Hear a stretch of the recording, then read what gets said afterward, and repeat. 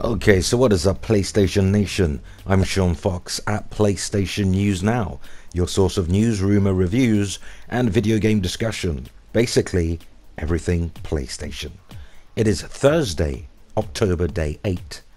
And today we've got a ton of great news for you. So last week, PlayStation News Now reported UK retailer Argos were already selling PlayStation 4 Plus, a physical, yes, physical copy of FIFA 2016 for a super low attractive price of £299. And just a few days ago, PlayStation News Now reported US retailer Target may have hinted at an upcoming nationwide price cut as they were selling PlayStation 4 for $349. Well, now it's official. Sony have announced a PlayStation 4 price cut in the US and Canada. Here's what was confirmed via PlayStationblog.us, and I quote, "Since the launch of PlayStation 4, we have been thrilled with the amount of gamers jumping into the world of PlayStation for the first time. If you haven't made the jump yet and you're starting early on your holiday wish list, I have good news. We're dropping the price of the PlayStation 4 system in the US and Canada. Starting tomorrow, October 9, you'll be able to pick up a PlayStation 4 starting at a new price of $349.99 US dollars or $429.99 Canadian. Our goal at PlayStation has always been to provide the best gameplay experiences at the best value, and we feel this compelling price will open the doors to even more gamers that have yet to purchase a system." End of quote. Pretty neat, huh? Well, with Paris Games Week coming in just a few weeks and Halo 5 dropping even sooner, this is great timing by Sony. Not only that, in today's economy, $50 is a lot to some, so it's great that even more gamers can get on board PlayStation 4. Now, I fully expect an EU/UK price drop announcement at Paris Games Week. £299 for UK or 329 or 349 euros for EU. I'm calling it now. Now, there's been some, as you'd expect, some salty, dumb comments over the price cut. And in all honesty, I'm pretty surprised when there aren't any of these salty, hateful comments. But anyway, the fanboys have commented on the PlayStation 4 fall lineup in, I guess, a response to this price cut, which is absolutely ridiculous that they would do that. But that's that insecurity for you. We all know they're haters, but let's be honest here, it's not even a competition anymore. In terms of worldwide, at least this holiday and 2016 onward, the PlayStation 4 game sales and install base is going to get ridiculous. So were you waiting for a price drop before upgrading from PS3 to PS4? Or maybe you're a 360 or Wii U owner who's been on the fence. Does this lower price do it for you? Let us know in the comments. And in other game news, Star Wars Battlefront reportedly runs at 900p resolution on PlayStation 4 and apparently 720p on Xbox One, and the fanboys aren't happy. Me personally, I'd take 60 frames per second over 1080p any day of the week. I really dislike choppy, stuttering frame rates with a passion. But 720p, that's 10 to 12 years ago, man. 900p is the least I'd expect out of these 2013 released game consoles.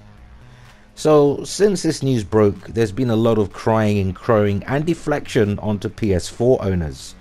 I'm not going to read out all the salty comments like last time, but there was one particular comment that pretty much sums up how these fanatics are to a T. "I thought 900p was whack according to Sony fanboys. Suddenly 900p is good now that Xbox One is only 720p. I'll be cancelling my pre-order on the Xbox One and sticking with Halo 5 unless EA and DICE switches the game to Windows 10 and DX12 and cloud support in the future. I won't be buying this game. The Frostbite engine is just crap." That's the end of that.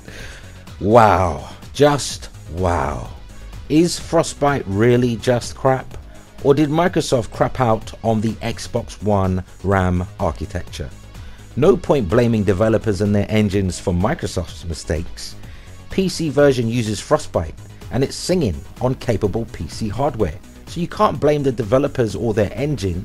And no, for the last time, the cloud is not able to render visuals nor improve resolution on your Xbox One for these games, and DX12 will not suddenly make all Xbox One games run at 1080p. Fact. Put a line in it, draw a period, whatever you have to do to sleep at night. Radicalized fanboys of any platform are an utter joke to me. But PlayStation 4 is not the cause of Xbox One's hardware limitations. Both systems provide enough bang for your buck, but blame Microsoft for choosing the slow-ass RAM that they did and for expecting a paltry 32 megabytes of SRAM or ESRAM to help speed up the bandwidth. So yeah, I get that, you know, the insecurity and the inferiority complex provides a desperate need to deflect, but this is not Sony's fault nor Sony fanboys' fault. And in our final segment, Sony have acquired SoftKinect. The irony in that name. Anyway, they acquired SoftKinect, a company that creates technology that can track hands for virtual reality purposes. So I guess you should think for Minority Report the movie for a good idea of what we're talking about here. Sony will be able to incorporate this advanced depth sensing technology into PlayStation VR, and the company was purchased for an undisclosed amount. So this follows the online game streaming service acquisition. Sony recently acquired them and renamed a New York City theater, and they say Sony is broke.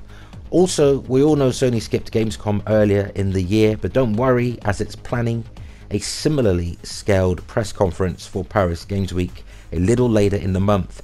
Speaking on the latest episode of PlayStation I Love You XOXO, Worldwide Studios president Shuhei Yoshida suggested that we can expect comparable announcements to those made at the German convention in the past. Nice! I like the sound of that. Comparable to Gamescom. Are you pumped for Paris Games Week, and what announcements or reveals are you expecting? Let us know in the comments. So after 2 failed delivery attempts, my copy of Pro Evolution Soccer literally arrived in the mail as I'm making this video. So I'm off to seek some virtual glory on the pitch, and we'll talk again soon, gamers. Take it easy. Bringing us to the end of this video. If you enjoyed the content, poke the like button. Help us reach more PlayStation fans by sharing this video, and as usual, subscribe for more PlayStation news, rumor, reviews, and topical video game discussion. Don't forget you can and should comment on any of today's top news stories. Until next time, have fun people, and thanks for watching.